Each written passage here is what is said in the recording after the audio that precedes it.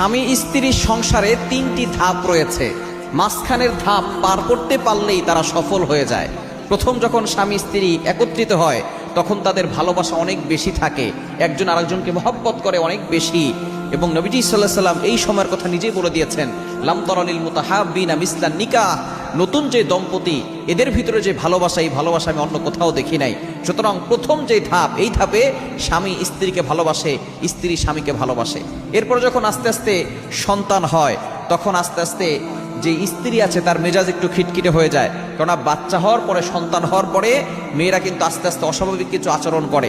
অনেক সময় স্বামীরাও এভাবে কিছু অস্বাভাবিক আচরণ করে, সংসারের টেনশন হয়, সন্তানের টেনশন হয়, স্ত্রীর টেনশন হয়, তখন দুইজনের ভিতরে একটু ঝগড়া লাগে।